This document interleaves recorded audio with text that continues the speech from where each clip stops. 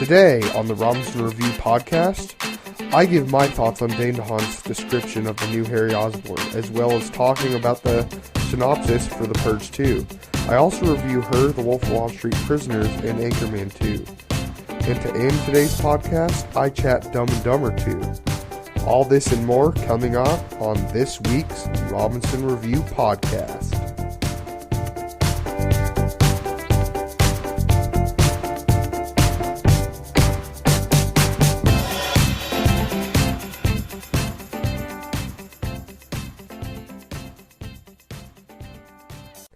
Hey guys, welcome to the Robinson Review podcast. I've decided to make one of these. I think I'm probably going to do one every week, if not every other week, because I think it's just a fun way to talk movies, have loads of fun, and all. This is going to be real laid back, like, I have my soda in my hand and everything. Just kind of chillaxing. I have a list of things to go over and talk about movie-wise. This might take an hour to 2 hours. Just really laid-back fun time. See, I'm already stuttering. I just wanted to, make a podcast that regular people can listen to. I'm no big time critic or anything. I just love movies like normal people, and I want to talk movies. So I hope you guys enjoy. Also, if you guys want to download this MP3 to listen to on your iPods or whatever, I have the link to my SoundCloud at the bottom where all my podcasts will be uploaded. Okay. So, because this is the first podcast in my series, I think I'm going to just take a little bit of time to set the playing field for how my podcasts are going to go. So, every podcast will start out with my movie news picks of the week, and I will just talk about the movie news that went on and discuss my thoughts on it. That'll be fun. After that, I'm going to do this thing that I think is really original because I haven't seen it in any other podcasts. I'm calling that segment the movie review catch-up. And the reason I call that is because, I'm a little late in the game, but there were a lot of movies in the past that I really want to review, but I don't have the time and energy to make a full-length, edited review. So I will do the reviews on this podcast, and I always usually have from 3 to 4 reviews done in that segment. And then to end it, I'm going to do 1 or 2 movie conversation, discussion type things. Pretty much just a topic, and I'm going to go in depth talking about it. And I think that's going to be a pretty good series. I might add stuff as it goes. Well, actually, yeah, I am. By the next episode, I would hope that I would have enough viewers to do a mailbag type thing, kind of like AMC Movie Talk, except it's not just going to be movie related. Like I said, I'm a normal guy.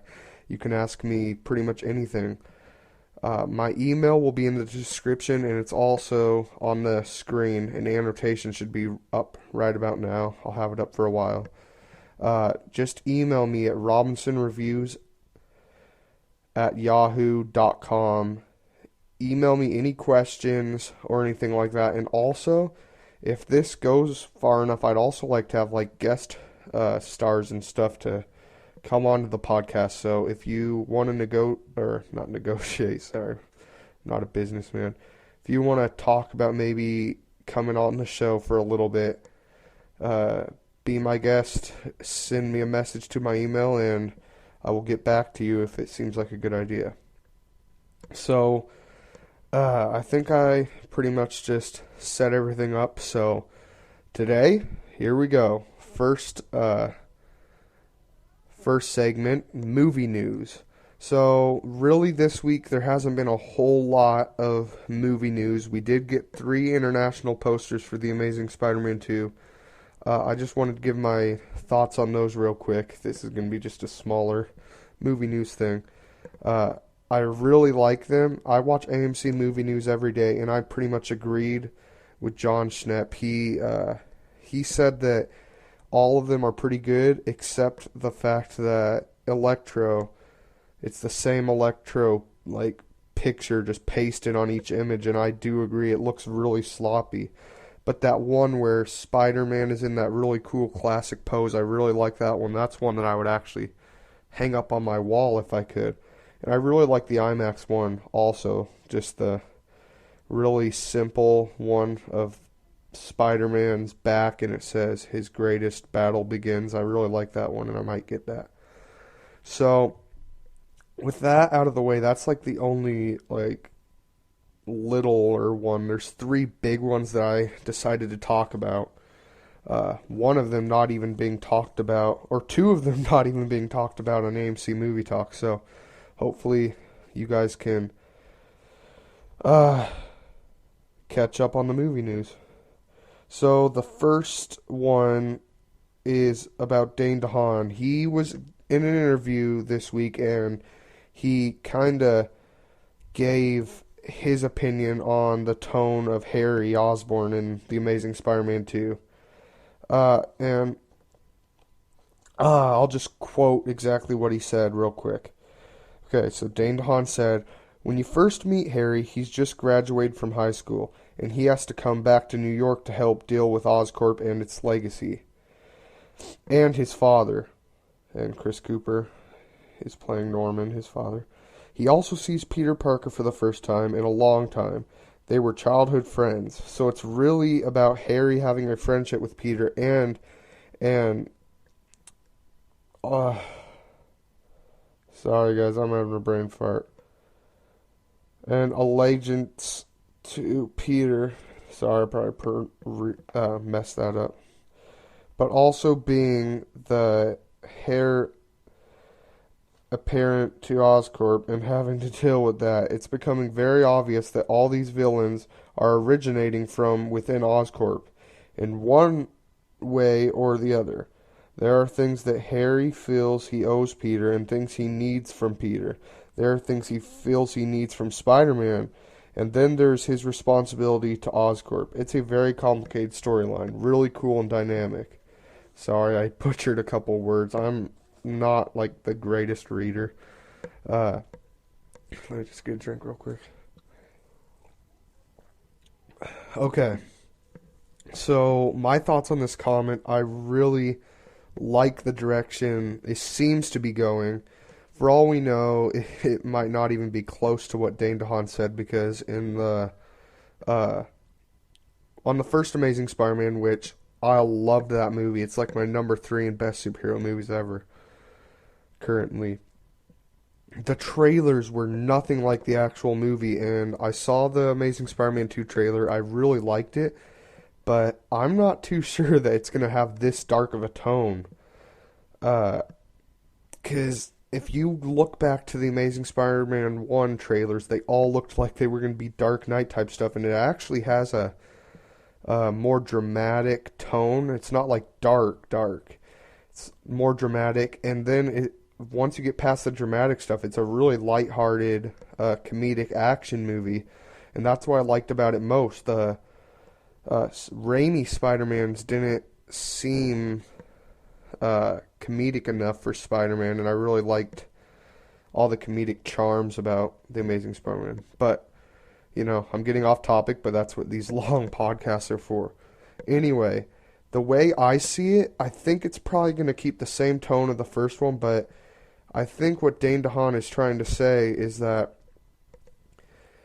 yes, he's friends with Peter. He feels like he needs to be friends with Peter and everything, but it seems like Harry's first responsibility is Oscorp because his dad's dying and he's pretty much the leader right now of Oscorp in the movie, and that's why he comes back to New York.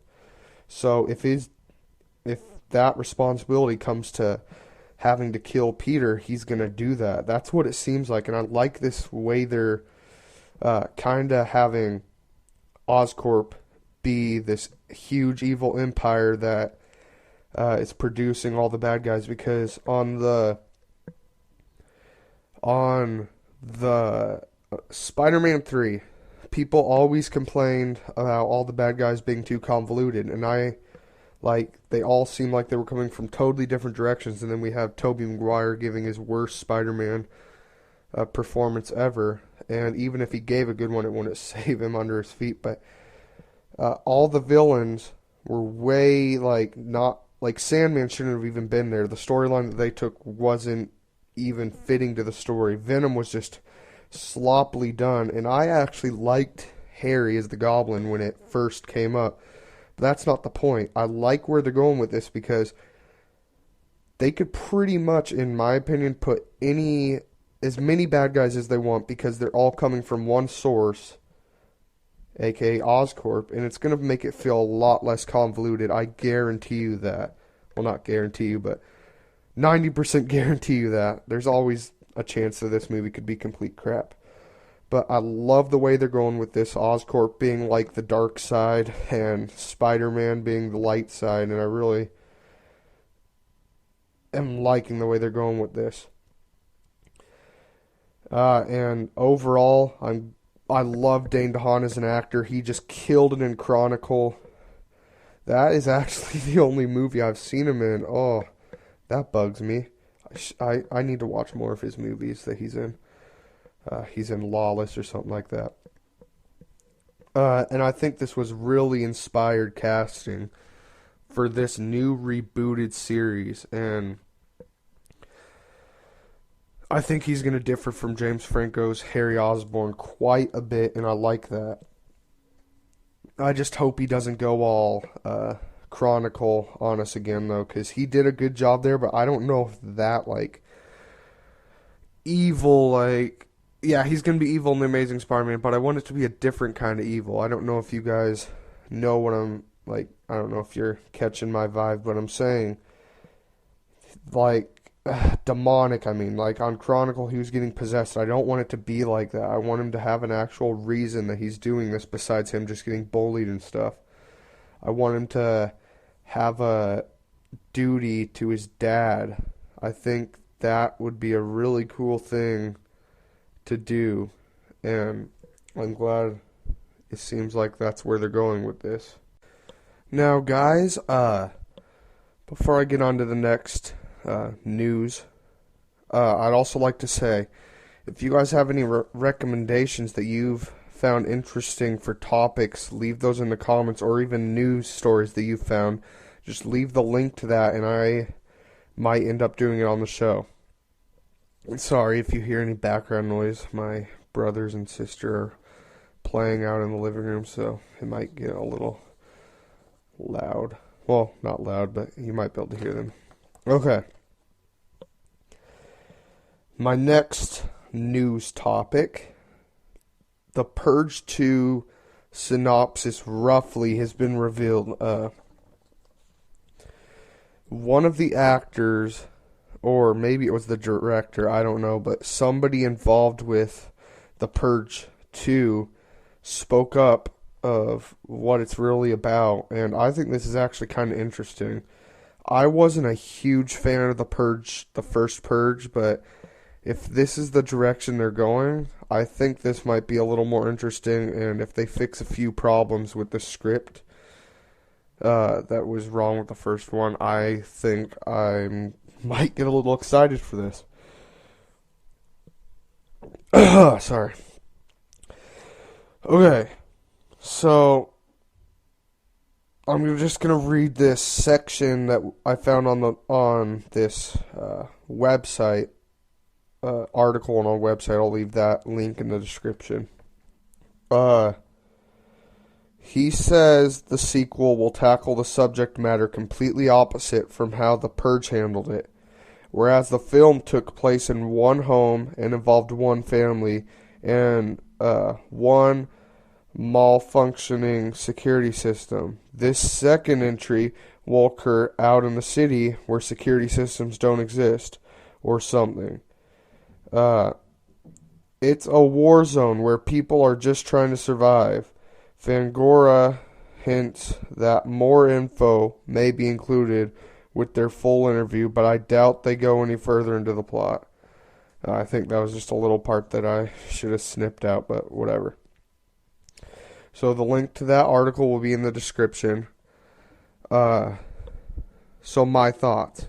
Well, first of all, most of you guys probably didn't even understand what I was saying because I am horrible at reading out loud. So I think I'll just sum it up real quick. Basically what they're saying is it's going to take place on the same night as the Purge one, except it's not going to take place inside a home. It's going to take place in the streets where all the killings are happening, and I really like that aspect of it.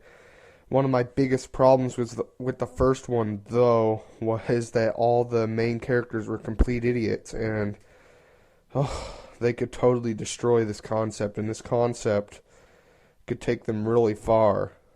I think this could become the next potential big franchise if they fix the problems on the first one, which idiotic characters, idiotic decisions, and them trying to They tried to make it a horror movie way too much, and it should have been more of a thriller type thing.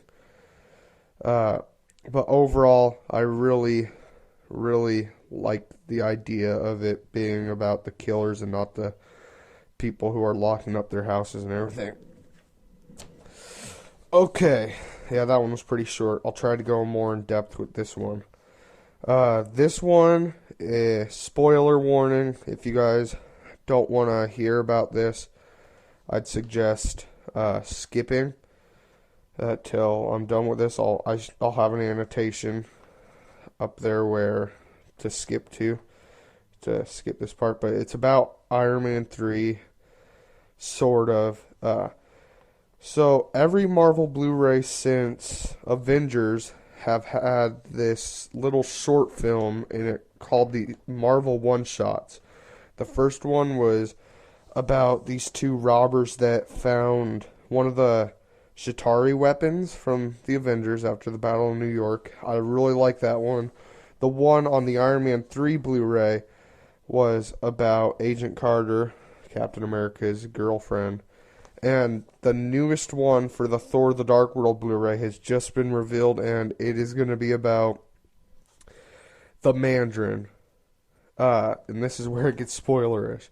So if you've seen Iron Man 3, you know that Ben Kingsley wasn't really the Mandarin. He was just a British actor named Trevor. He was a drunk, and he was just impersonating the Mandarin to block people away from the real problem, which was Guy Pearce's character. Now, Marvel has taken a lot of crap from the fans, which they deserve. They totally demolished the character of the Mandarin.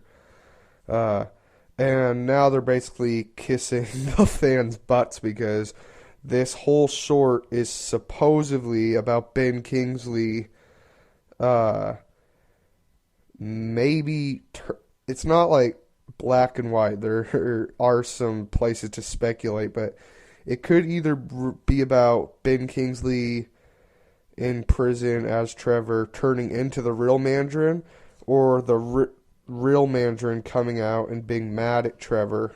But I guess that's where they're going. There's going to be a real Mandarin. I don't really like this.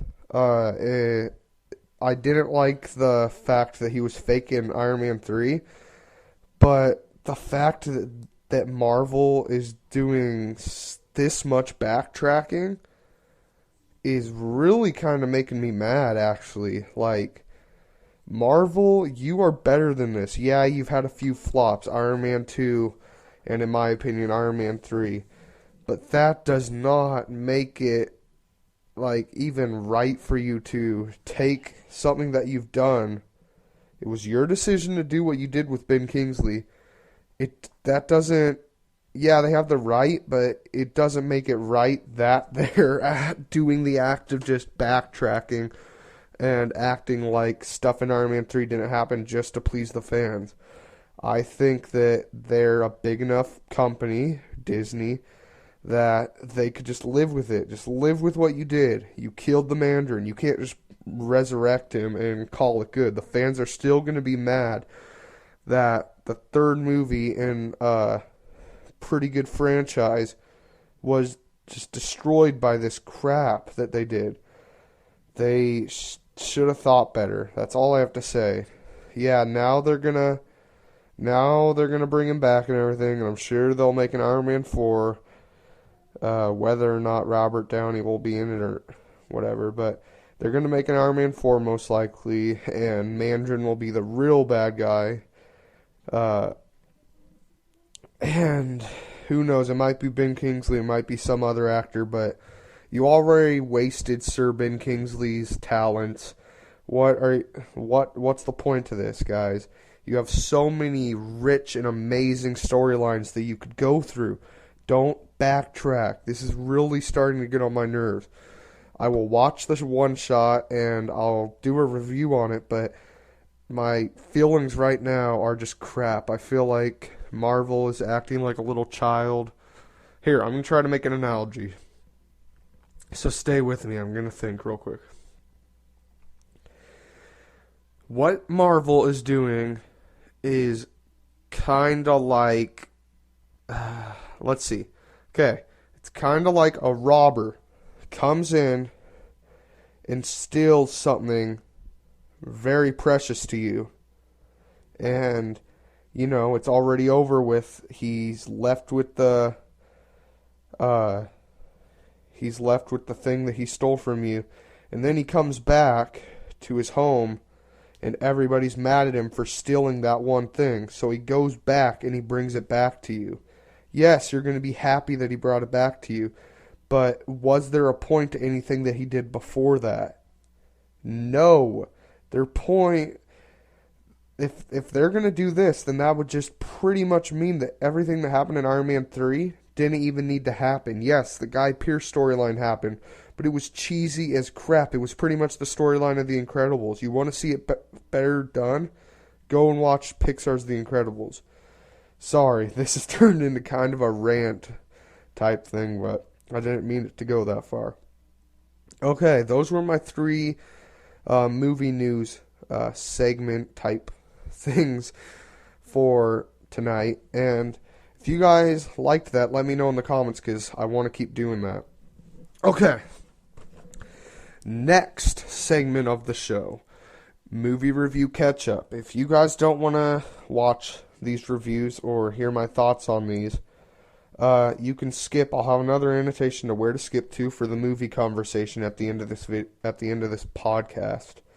So these are I'm probably going to try to take 10 to 15 minutes on each movie. I have 4 picked out. I'll just tell you the 4 right now. I'm going to review Prisoners, Anchorman 2, Her, and The Wolf of Wall Street. Okay, so let's start out with Her. So I was lucky enough to watch this movie, and it's an indie movie. It's directed by a really, really good director, Spike Jonze. He's written a lot of scripts, but he's kind of like Christopher Nolan in the sense that he has this distinct, like, if you watch a Christopher Nolan movie, what do you notice? He goes from IMAX camera to regular camera, and that's kind of his logo or watermark if you want to go there. But Spike Jonze just has this color, kinda, of all his movies, and you can tell that's a Spike Jonze movie when you see it. It's hard to explain, really, but first I'll give you the synopsis. It's about this guy. He is going through a breakup. He's a really lonely, kind of creepy dude, actually, but he works at this company where they write letters for other people, and he goes to update his operating system, and he gets the operating system that he updates to is the first operating system that has a mind of its own and everything, and that it can talk to him and everything. He picks a female voice, and he has a lot in common with this female computer operating system, or OS as they call it in the movie. This guy, played by Joaquin Phoenix, falls in love with the computer. And from the gist of it, if you haven't heard anything about this movie, heard any reviews, it sounds like the crappiest piece of crud movie you've ever heard of, like how cheesy it is.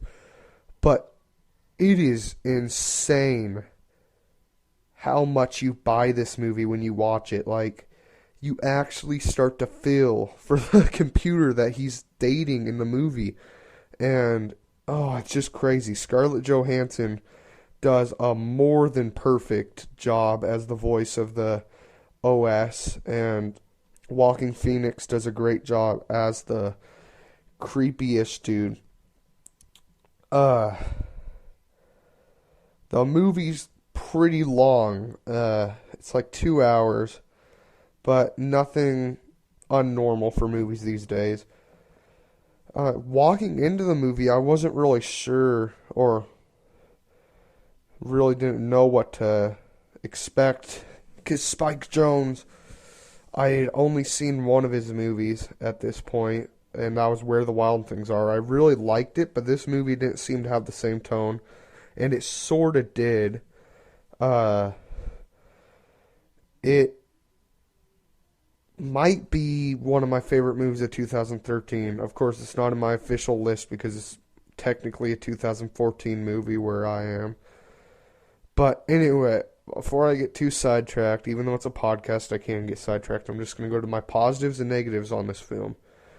Number one positive, obviously, Scarlett Johansson as the OS. If it wasn't Scarlett Johansson, I don't know how much I could have bought this. Another one, Joaquin Phoenix as the nerdy, creepy kind of guy. Sorry, I'm calling him creepy a lot, but that's kind of the vibe I got from it. Spike Jonze did a really good job directing. Obviously, he's an amazing director. He did Bing, John Malkovich, and a few others before that, Where the Wild Things Are, and of course this one. Another one, the visuals on a technical standpoint were amazing. Like, the lighting was brilliant. The lighting actually got pretty artsy at some points. Another positive, the script. The script is what makes this movie work. The dialogue between Scarlett Johansson and Joaquin Phoenix is just so up close, if that works. You feel like she's a human, but she's not there. It's hard to explain. But the script just makes this movie that much better.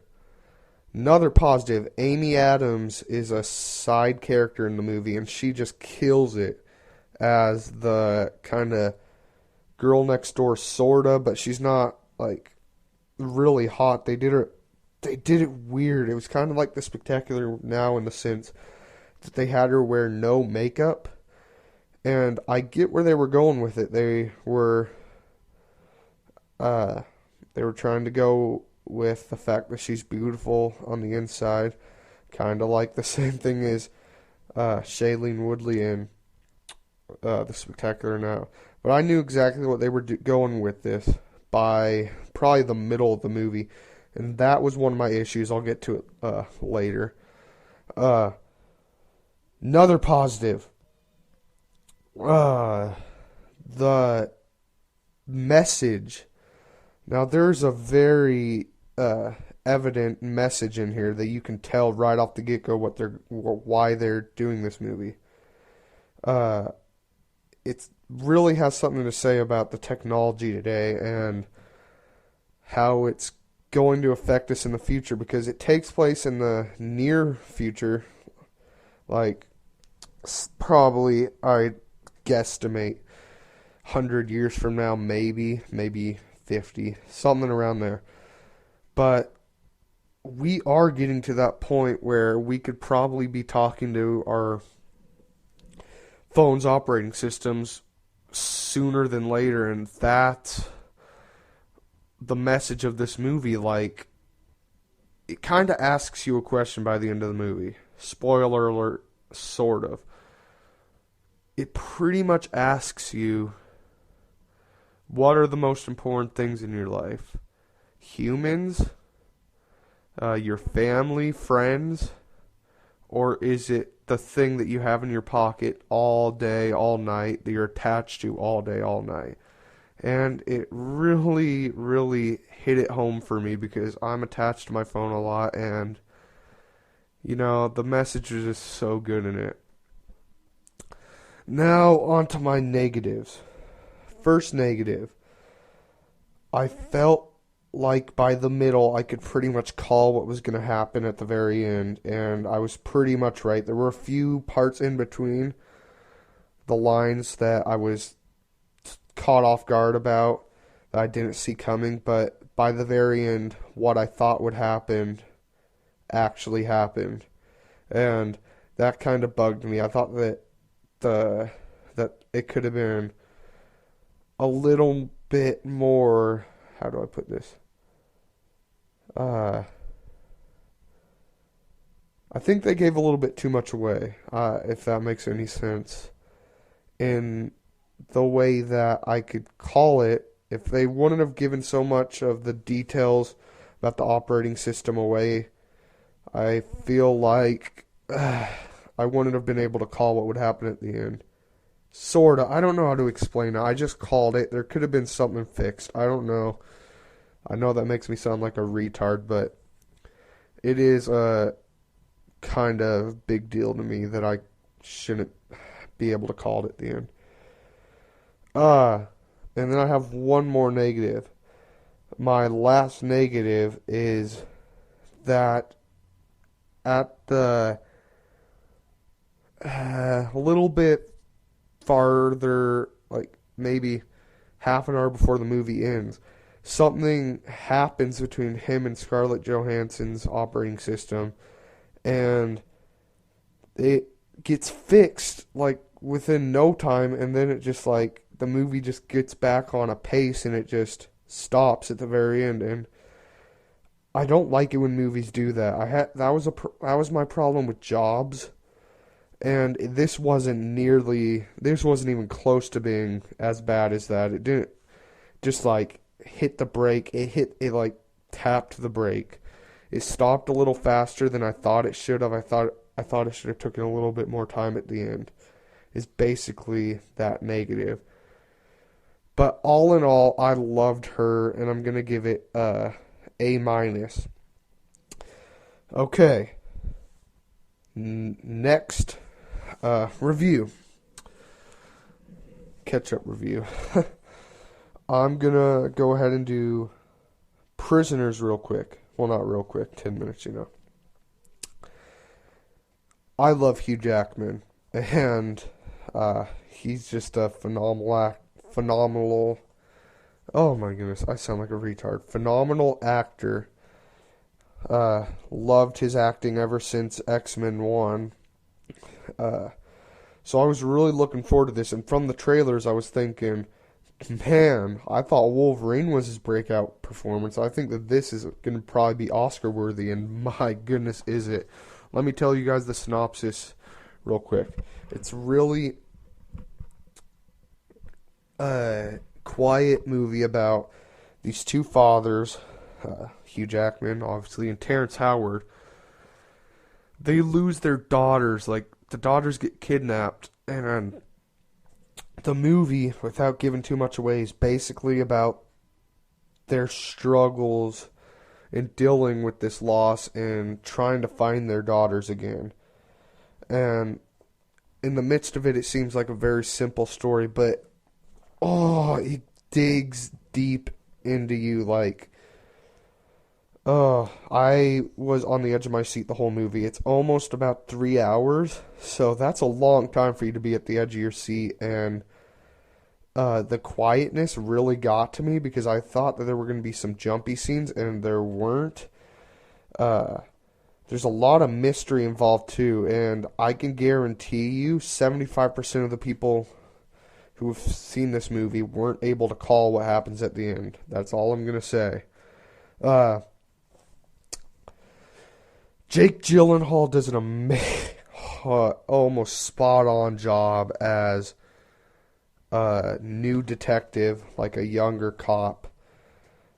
It was almost word by word exactly how a situation like this probably would have went down in my book. The creepiness of the people that possibly could have been the kidnappers was more in the camera work than anything, and I really like that. I'll get to that more in my positives and negatives. But my overall thoughts, I really loved the movie. So let's get on to my positives and negatives real quick, I guess. My positives.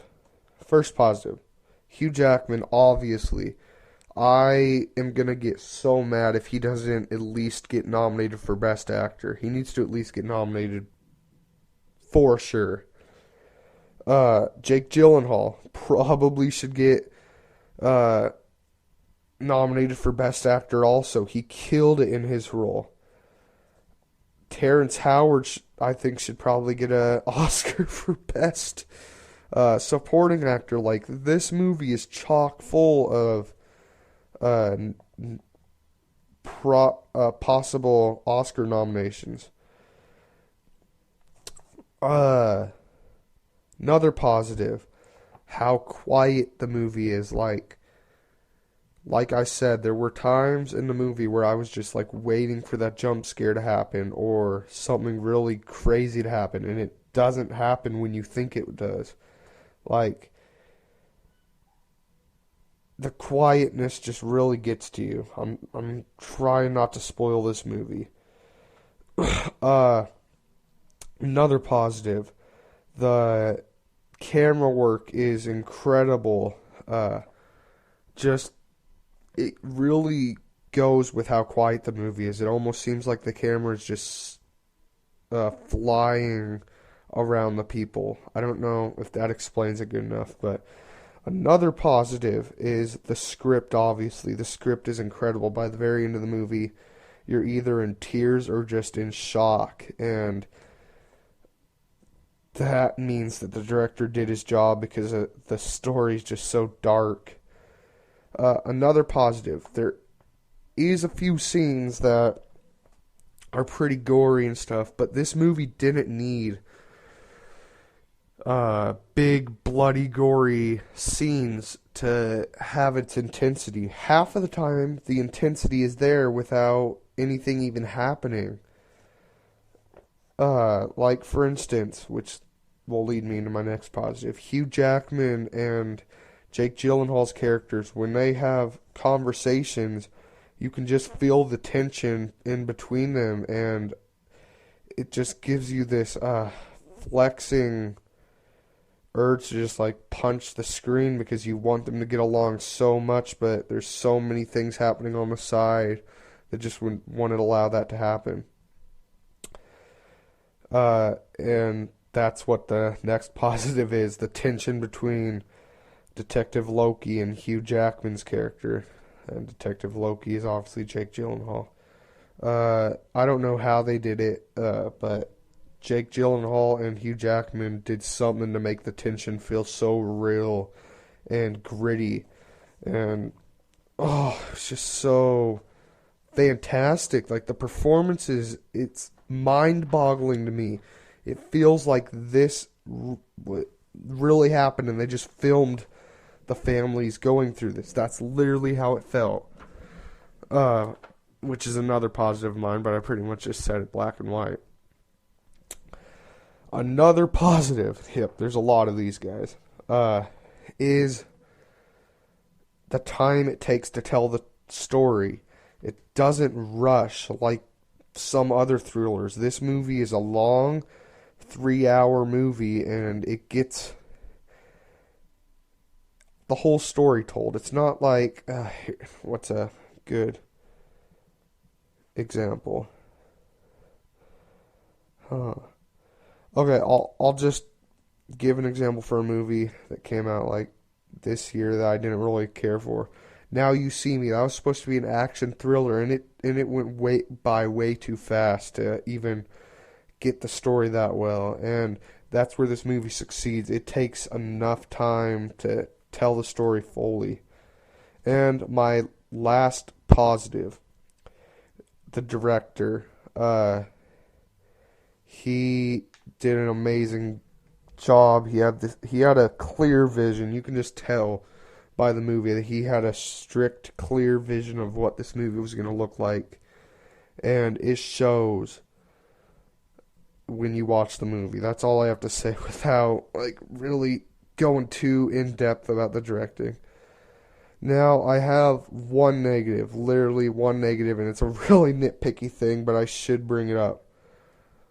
And that is Jake Gyllenhaal does this obsessive blinking thing like every 10 minutes towards the end of the movie, and it kind of got on my nerves.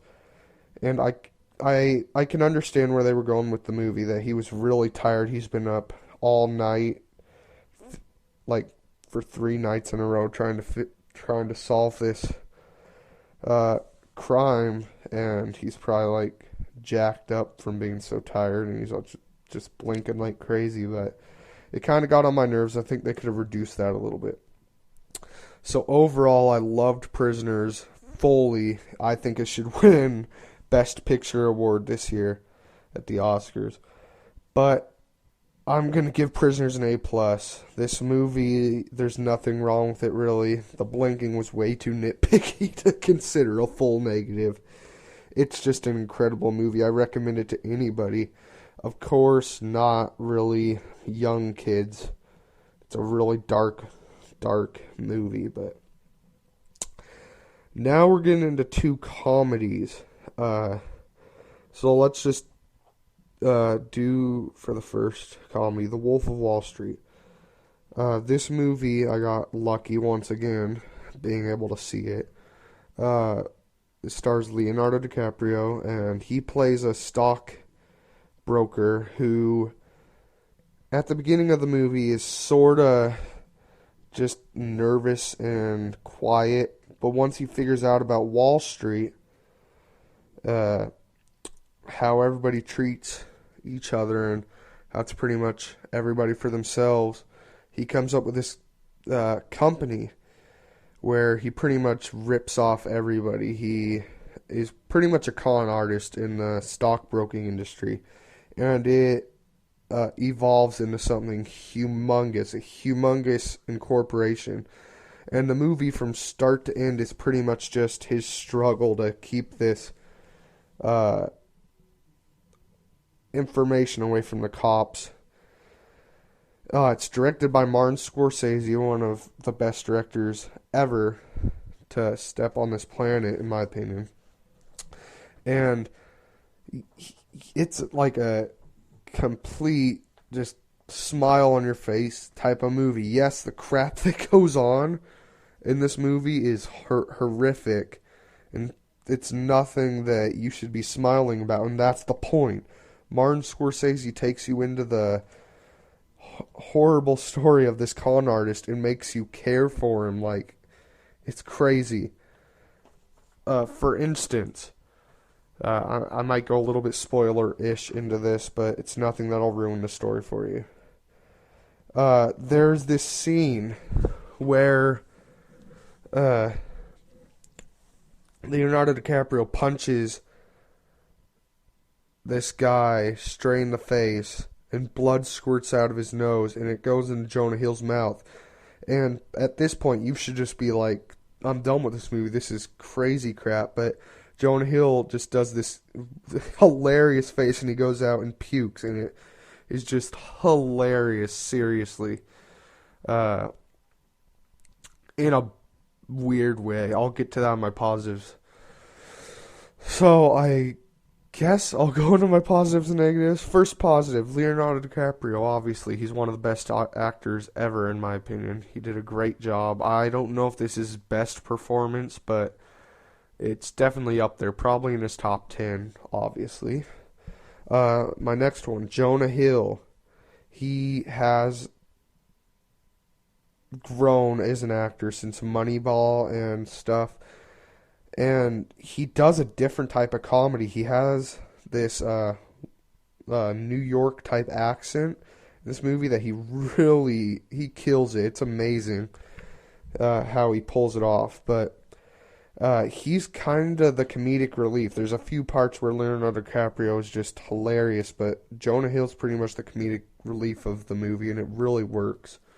My next one, all the side characters are used just enough. If they would have used the side characters a little bit more in this movie, I think it would have felt maybe a little too many characters, maybe. I don't know.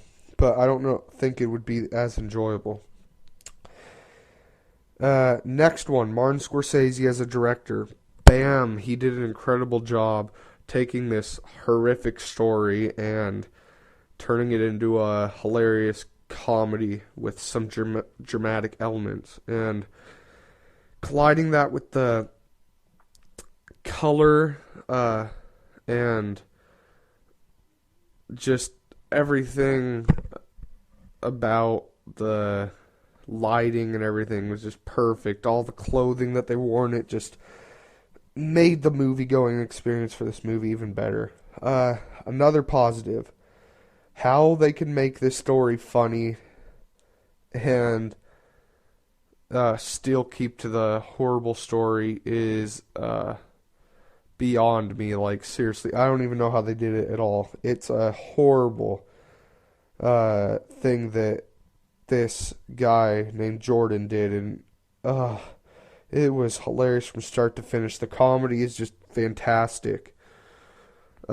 Next positive, this might seem a little messed up, but the blonde girl in this movie, I hadn't seen her in anything before this, but she's smoking, and actually a good actor. Like, it's not like Megan Fox where she's just there to look at. She's actually a good actor, and yeah, that's pretty much all I have to say about her. Another positive, I really like that they threw Spike Jonze in there as an actor. I thought that was pretty cool, considering that he directed one of my favorite movies of the year, Her, and he did a pretty good job acting in this movie for the parts that he was given. Okay. Now, last positive, was just an overall great movie. Not a lot wrong with it.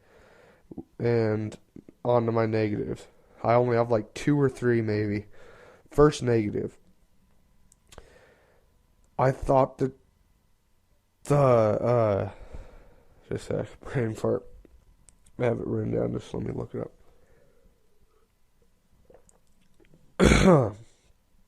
I thought that the ending was a little bit too dramatic for the tone of the rest of the movie. Without spoiling anything, it gets kinda violent, I guess. Not like blood violent, but stuff that usually isn't in movies is in it at the very end, and it kinda takes you out of what you've seen from the start of the movie to the point where this stuff happens.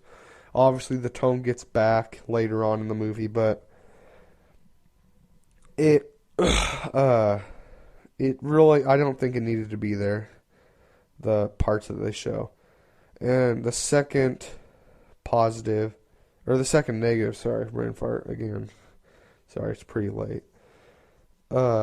Negative is, I felt like the ending, and by the way, this is the last negative, the ending was one of those endings that just stopped. And it didn't explain that much, but you kind of understood what happened by the very end. uh, and that's pretty much it. The stop wasn't. It was kind of like her. It was a tap of the brakes. It wasn't like halt, movie over like on Jobs. It was just. It went a little bit too fast for me. I like slower endings, if you know what I mean. So overall, I'm gonna give this movie A minus. Okay, now to my last review of the night. This movie is by far probably the funniest movie of the whole year. It's just a hilarious film. Me and my brother and my mom had a great time watching it, and it is Anchorman 2. Now, this is probably going to be the longest review because there's so many things to talk about. Also, this is going to be spoilers. So if you don't want to hear spoilers about the movie, go and watch the movie and then come back to this part in the podcast. I have an annotation in the video where to skip. Sorry, I just got a drink. So anyway, Anchorman 2. I loved Anchorman 1. It's one of my favorite comedies of all time. It's just so hilarious and just a good time. I could watch it over and over again and not get tired of it. So there was a lot of things that Anchorman 2 needed to get right just to live up to being an Anchorman movie, and it succeeds a lot. Like, most people will say that it's not as good as Anchorman 1. I disagree fully. I think that this may be the best comedy in 10 years. I'm not even kidding. From start to finish, I was laughing so stinking hard. The movie takes place 10 years after Anchorman 1. Ron Burgundy and his wife are working at the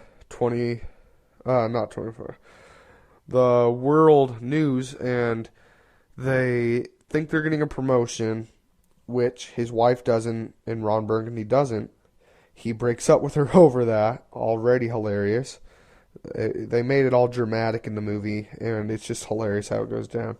And so it's basically this guy who's going to start the first 24-hour news channel takes in Ron Burgundy to take the night shift, and he gets his whole gang back. Steve Carell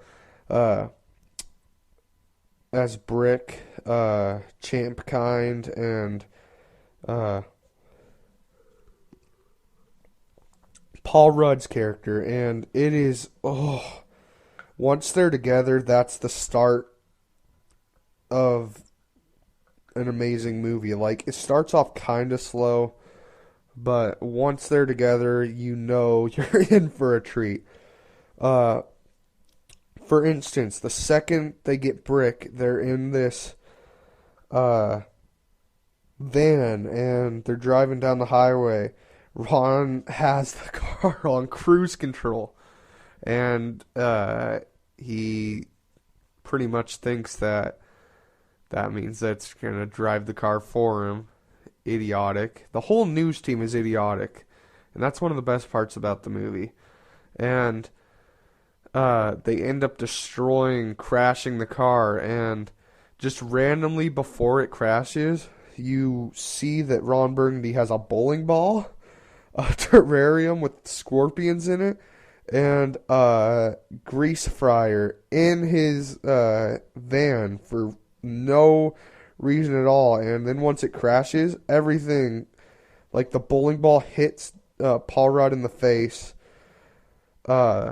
Steve Carell as Brick is just like floating in midair, smiling at the camera in his Brick attitude.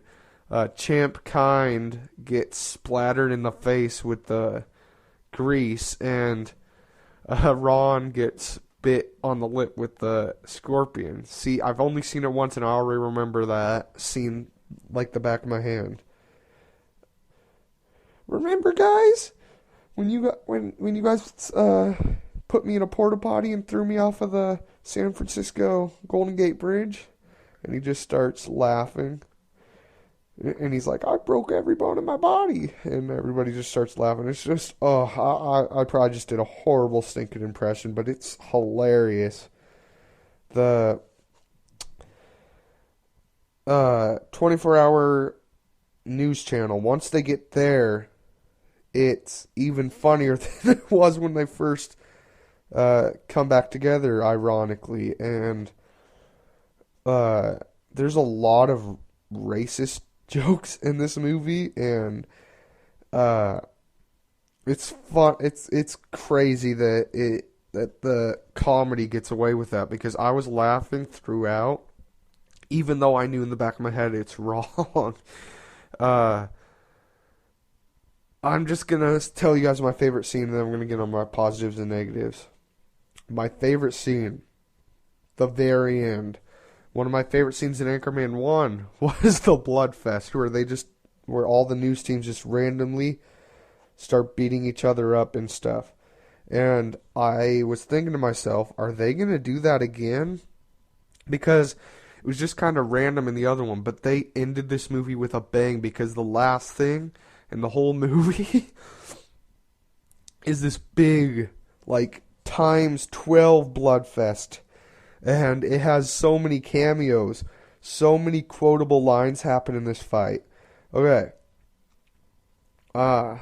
Real quick to describe it. Will Smith comes in as the Black News Network. Another racist joke.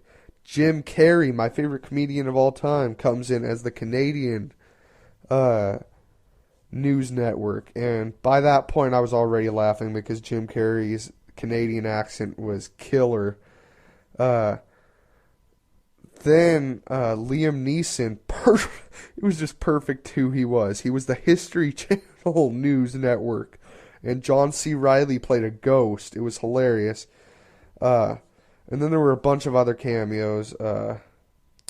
Tina Fey was there. There was just a lot of stuff, and then we had the MTV news team, and there was just I think there was probably 20 different news teams, and then once it happens, there's just a bunch of random violence, and they did pretty much the same thing with Brick, but it was even funnier. Okay, on Anchorman 1, it just zooms into Ron, and then it zooms out, and Brick has a grenade. And on this one, it zooms into Ron and zooms out, and Brick has a stinking ray gun. And by the beginning of the movie, you start getting hints that this guy's cuckoo, because he keeps talking about the future and everything. And by the very end, you're thinking, wait, did this guy actually go to the future and back? Because this gun is all neon, and it looks futuristic, and he pretty much does the same thing with the trident, except he blows up a whole building, and it's just so hilarious. And then the thing that I didn't see coming, which I should have seen coming, Ron Burgundy and his team tried to get away from the fight because he has to get to his son's piano recital, and the news team that is trying to kill him comes up to him, and Vince Vaughn's Channel 4 news team, or Channel 2 I think it might have been, rolls up in motorcycles, and he pretty much blows up the team, and it's just hilarious, and the movie 100% enjoyable. I walked out of the theater with a huge smile on my face. Real quick, I'll give you my positives and negatives. I've already taken a while on this review. Number 1, positive, Will Ferrell. Number 2, positive, Steve Carell as Brick. Oh my goodness, out of everybody, Steve Carell's Brick gave the best performance that was better than the one on the first one. I felt like Will Ferrell was kind of lost his Ron Burgundy-ness a little bit in this one. It was a little bit less of a performance than on the first one, but nothing to complain about. He still did amazing. Paul Rudd did amazing. The guy who plays Champ Kind, which I don't know his name, which I should because I've seen him in a lot of stuff. He did great. All the side characters did fantastic. The cameos, I love the cameos. The script was amazing because there was a lot more story. Like the first one, if I was asked to describe Anchorman 1, I'd say it's a movie about nothing, kind of like Seinfeld. The only storyline was that it was these guys at a news team. But this one was about these four guys from older news transforming into these 24-hour news guys. And it was really a good storyline, and if you look close enough, I mean. Adam McKay did a good job directing, as always. I love him as a comedic director.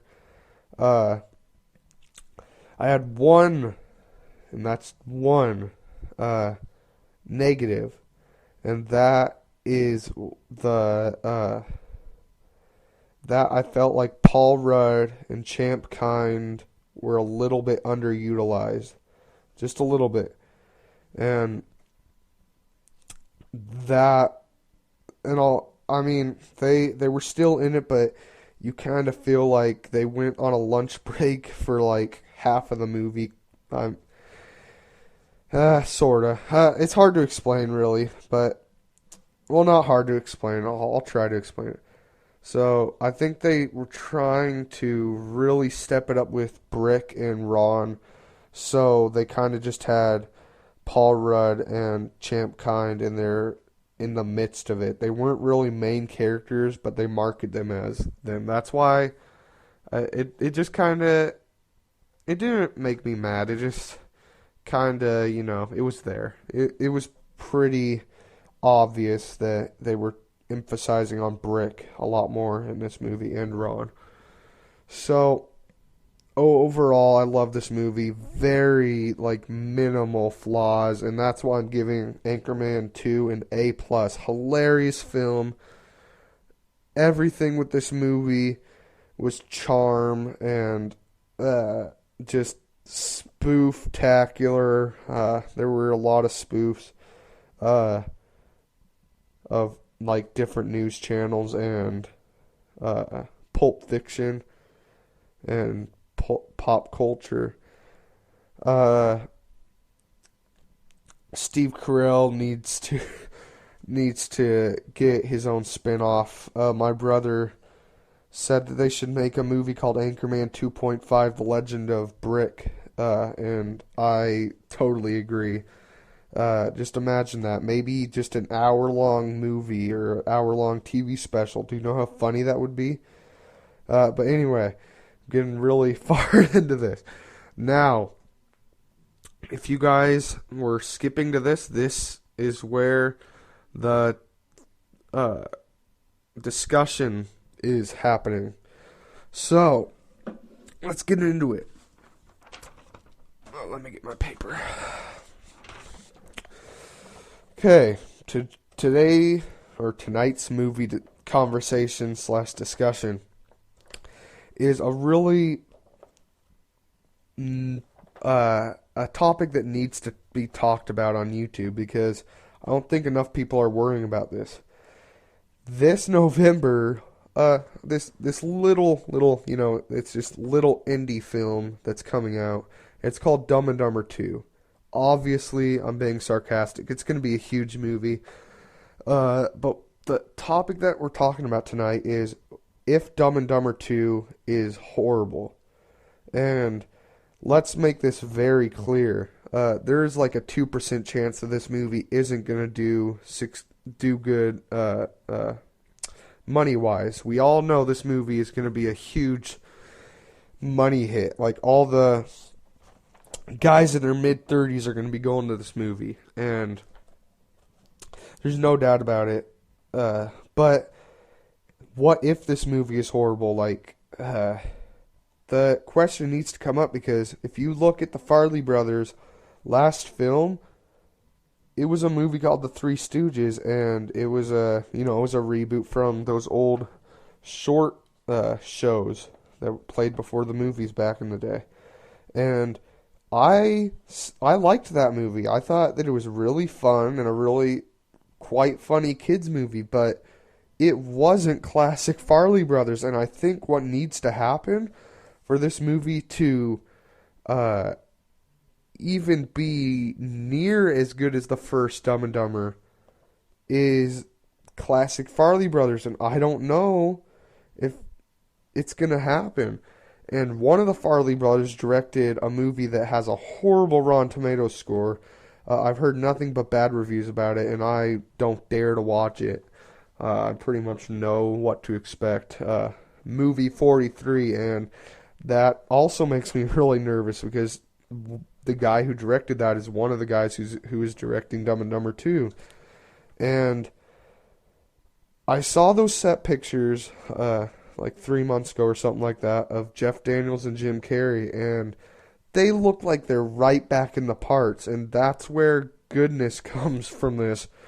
But I'm not really sure if Jim Carrey and Jeff Daniels can save this movie if the Farleys don't get their minds together. Like, they need to make this a good movie because one of the effects that are going to happen from the cause of this being bad, if it is bad, is, at least in my opinion, I'm not a movie executive. I don't know, like, casting and everything as much, but it's going to be the end of Jim Carrey's career, in my opinion, if this movie's bad. Like, it doesn't matter. He's getting way old. He's got maybe another good 10 years in him, but if this movie is bad, that's going to be his last paycheck, besides, that movie coming out by the director of Napoleon Dynamite. But the Farley brothers really could end Jim Carrey's fantastic filmography. Like, ever since... Okay, let me explain where I'm coming from. Ever since Yes Man, or after Yes Man, in my opinion, because I really like Yes Man, it was just downhill. Jim Carrey hadn't really made a really good movie. Mr. Popper's Penguin had some good things about it, but overall it was nothing compared to his older stuff. And that's another thing that could happen wrong with this movie. Jim Carrey hasn't really brought anything huge to the table since Yes Man, or other people would even say since Me, Myself, and Irene, and that scares me a lot. Like, that was the Farley brothers' last movie with Jim Carrey since until now, and I have a vision of this movie. I have a vision that it starts off and everybody in the movie is so excited, their expectations are to the roof, and we get another Three Stooges.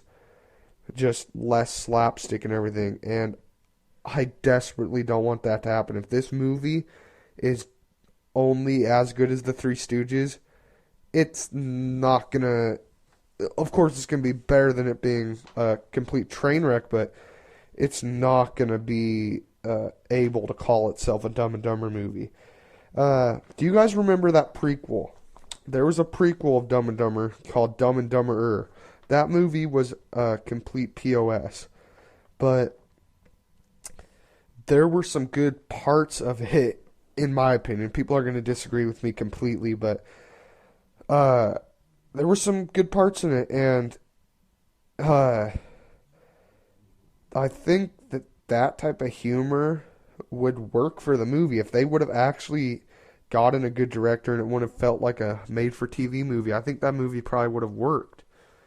Obviously, it wouldn't compare, but if they have that type of humor mixed with the Three Stooges humor and mixed with Dumb and Dumber 1 humor, I think that this movie is bound to succeed. But I don't think that's going to happen, guys. Like, there is a good chance that this movie's going to be bad. I have that Farley brother hope because they've made some darn good movies in the past, but it's gonna stink. I'm gonna stay in my house all week after this movie comes out if it's bad. I'm gonna fill myself up with bad foods and calories nonstop and just cry a bunch, because this movie needs to be good. I want to laugh so hard in this movie. And another thing that we need to take into consideration is there is a possibility that Jim Carrey and Jeff Daniels can save this movie. But that would take a lot of stinking work, because the script is the main thing. And the Farley brothers, once again, another thing about the Farley brothers, they are writing this movie, I'm pretty sure. Let me just look that up real quick to make sure. This is a podcast, we got time. IMDb.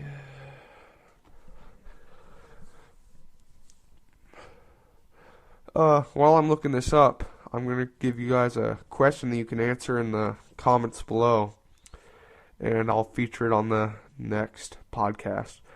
Do you guys, on a scale of 1 to 10, how much hope do you have for this movie to be good? Just give me the number, and if you want to type your thoughts about it, type it in there, because that'd be pretty cool to hear feedback. Okay, Dumb and Dumber 2. And by the way, I have to say, I love the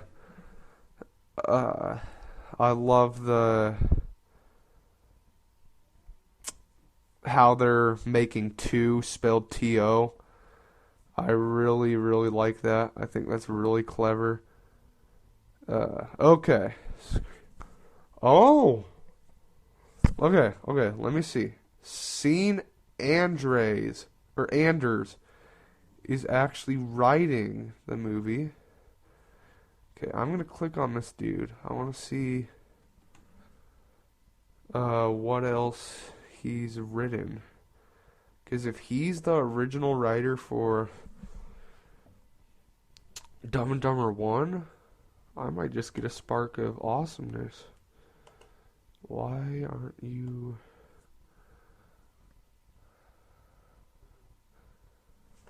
Let me just look him up. Sean Anders.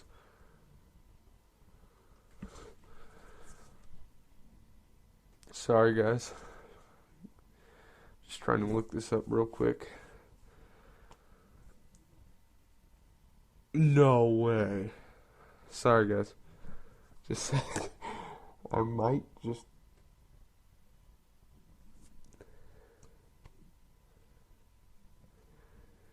just to let you know, the script is a huge part of this. So... No. Okay. I think I might have a little more hope for this movie now. So, this guy has written Sex Drive, She's Out of My League, Hot Tub Time Machine, love that movie.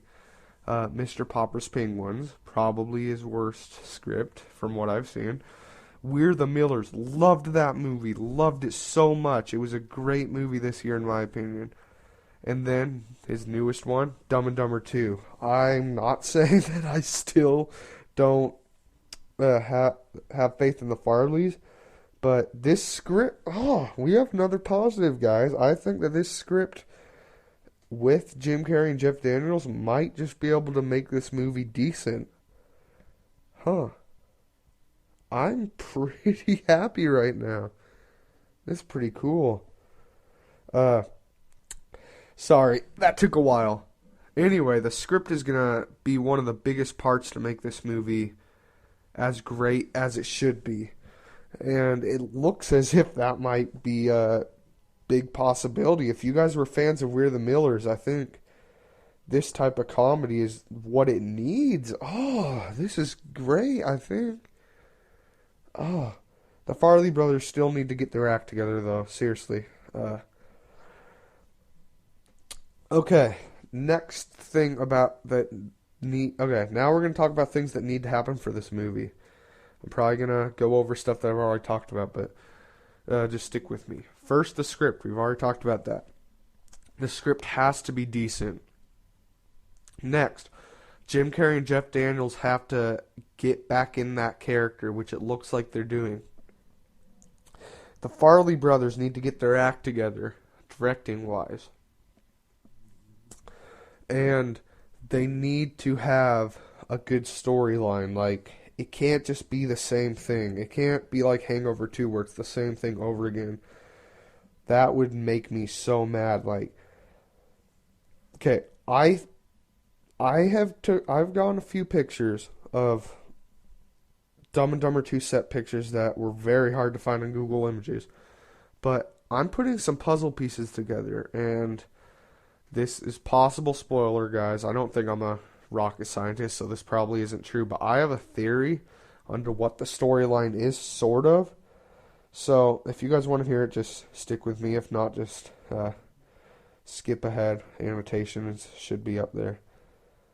Okay. I think that there's going to be something maybe related to drugs. Probably not, because it's going to be PG-13. Probably. There's going to be something legal that Harry and Lloyd get into, like something involving guns and stuff, dangers. And the bad guy of the movie is going to be probably a mystery, I think. And I think what the bad guy, when he's revealed, I think it's going to be Bird Kid. Okay, so if you don't know who Bird Kid is, it's that guy. I call him Bird Kid, sorry. He probably has a real name in the credits. But on Dumb and Dumber 1, Lloyd sells Harry's dead bird with its head off to this little blind kid. Now, I think this kid might, he's 30 now, and I think he will be in the movie. But I think he's going to try to get revenge on Harry and Lloyd, and if that's the case, if I actually put these puzzle pieces together, right? Because there's a picture of him in the wheelchair. I'll try to get a link of that in the description. But he has, a lot more birds, and it's like an automatic wheelchair. I would be so happy if that happened. I think that is a great storyline to move this franchise along. And one more small doubt that I have about this is that Harry and Lloyd as characters might act a little bit too dumb. Because this script writer, I don't think I said this, but he had nothing to do with Dumb and Dumber 1. I just hope that he can write this script good enough, or, yeah, it's already written, that they can feel like they did on the first ones. So overall, my excitement level for this movie is at a maximum. Probably didn't seem like it. And my hope for this movie is it wasn't a 4 when I started this podcast, but now that I looked that up and found out who the scriptwriter is, I'm gonna put it up to probably a 7. This is pretty exciting. I like the script for We Are the Millers a lot. You know what? I'm gonna go a little bit out of the box, and I probably will end up doing this for every podcast from now on. I think I'm gonna do one more discussion, just off the top of my head. Let me think real quick, because I want this to be able to go on for a little bit longer. This is fun, by the way, guys. I like this, doing a podcast. This is pretty fun. Let's talk about Ben Affleck as Batman for a little bit, guys. That seems like fun. Maybe 10 minutes. Okay. So, I am excited for Ben Affleck as Batman. Definitely. I like Ben Affleck as a director, as a actor. I actually like Daredevil. I hate the director's cut. I think it's way too long and over dramatized. But I like the original cut a lot, and I'll tell you why. I feel like, yes, Stan Lee wrote a much lighter character, but I think the version that they went on with Daredevil was like Batman in red. And then you guys can argue all you want. The suit was rubber, or the suit was leather. It's retarded. He looks like a mafia guy, but more tight, and he kills people. Daredevil doesn't kill people. Yes, he does. Look into the comics. Maybe not Stan Lee's version. I'm not sure. I don't read comics that much, but he does kill people, and I think that version is the best version to do in movies. And I think if Ben Affleck, you guys probably won't want to hear this, but if he translates a lot of the things from Daredevil as a character over to Batman and arranges some of the traits, I think that he possibly could be better than Christian Bale. I think he might, and it looks like Zack Snyder is giving him a lot of creative control. And if I was him, crud, yeah, I would. Have you seen his last movie, Argo? Incredible movie, and he got the movie got the Best Picture award last year at the Oscars. It's pretty inevitable that he's a great director. And I think the way they're going with this, I think this Batman is going to be a lot more big and brooding, and I like that so much. The comics, I love that version of him. Dark Knight Returns, I love the art of that. I think that they should take a lot from that. I heard that they're using the suit from Batman Noel for inspiration, and I love that suit. The only problem I have is that I feel like the symbol shouldn't be a part of the cowl. And obviously they're not, I don't think, at least, if they do, there's going to be a lot of mainstream audiences upset, but I'm pretty sure they're not going to do that. I'm pretty sure they're going to get the bat symbol on there and on his chest and everything. And another reason why I have hope for Ben Affleck as Batman, he is a complete 100% comic book geek. Look into it. The guy has a bat cave in his stinking house. This guy is gonna, if anything, try his hardest not to disappoint us as fans.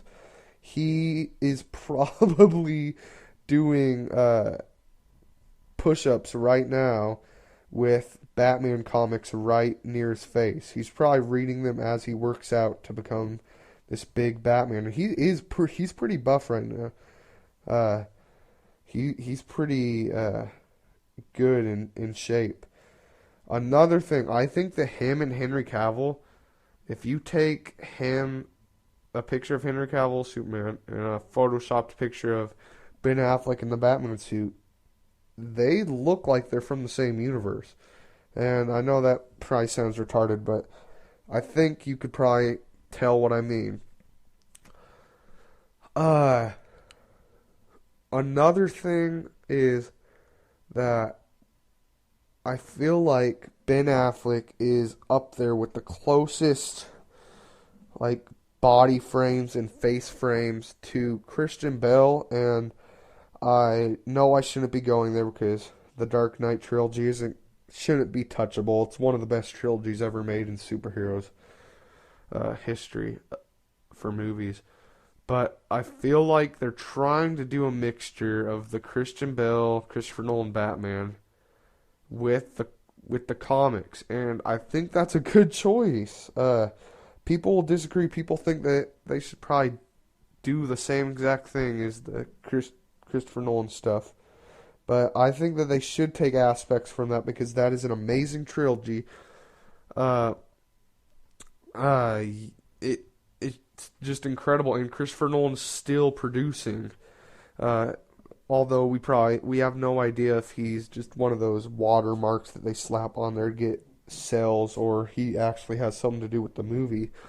But Christopher Nolan, if he really is doing executive producing for the movie, that's going to help Zack Snyder and Ben Affleck out a lot because they need to have a lot of the traits that the Dark Knight trilogy had and add that supernatural to it. We need a Joker that actually gets made by acid. We need a Bane that becomes all huge from Venom. We need Killer Croc in it and make it awesome. We can do this now. The Dark Knight trilogy is over, but we can take traits from the Dark Knight trilogy and we can take traits from the Daredevil original cut and we can slide those all into the character traits of Ben Affleck's Batman, and we will have an amazing movie. I'm telling you guys. I know some people didn't like Man of Steel, but if you didn't, that this probably isn't the discussion for you.